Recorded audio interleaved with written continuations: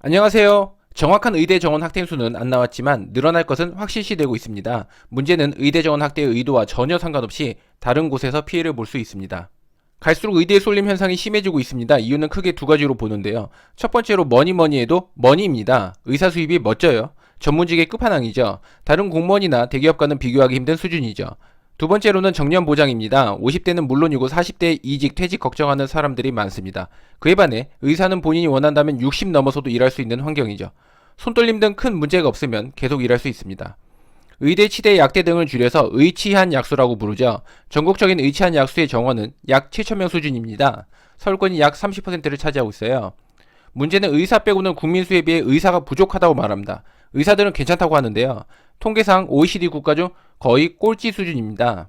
의사 수는 부족하고 의대 가고 싶은 사람은 넘쳐나는 것이 현실입니다. 어떻게든 자식을 의대에 보내고 싶어하는 부모들이 넘쳐납니다.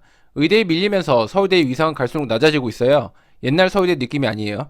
그나마 22학년도에 상위 20개 학과에 서울대 컴퓨터공학과가 들어갔습니다. 그러나 23년도에 의시대가 아닌 이상 서울대라고 해도 들어가지 못하는 게 현실입니다. 서울대 공대에 가느니 인서울 의대를 갑니다. 그러면서 서울대 자퇴상이 늘어나고 있어요. 이유는 다양하지만 의대 진학이 목표인 경우도 많아요. 서울대보다는 의대가 낫다라는 것이죠. 그래서 재수학은 호황입니다. 의대 진학반에 들어가는 것조차도 힘들어요. 의대를 제일 많이 보낸 학교가 서울대라는 우스갯소리가 있을 정도로 의대 합격자 중에서 N수생의 비율은 계속 높아지고 있죠.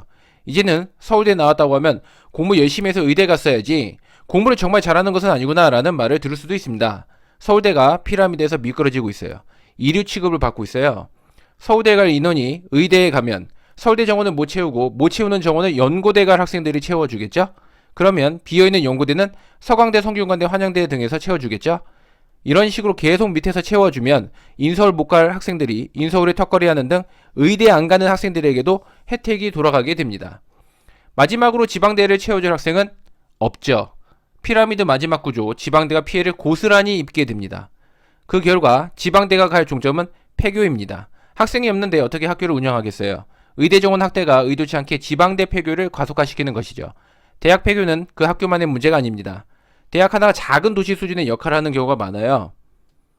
폐교하면 일자리를 잃게 되는 교직원들이 넘쳐나고 다른 일자리를 구하기는 정말 힘들어요. 특히 교수들은 더 힘들겠죠? 청소부 등 학교에서 일하는 사람은 생각외로 많습니다. 경비 아저씨나 기타 학교와 관련된 직업들은 다들 생계를 책임지고 있는 소중한 일자리입니다. 지역 경제에도 큰 타격이죠. 교직원 등의 집이나 하숙집 등 빈집이 넘쳐날 수 있어요. 주변 점포들도 폐업으로 이어지는 등 폐교 주변이 죽음의 도시로 바뀔 수도 있습니다. 결국 늘어난 의대 정원만큼 지방대 학생 수가 줄면서 불붙은 지방 소멸에 더 부치질하게 되는 것이죠. 어느 한 가지 현상이 뜻하지 않는 다른 곳에 영향을 주게 되죠. 세상은 모두 연결되어 있습니다. 시청해주셔서 감사합니다.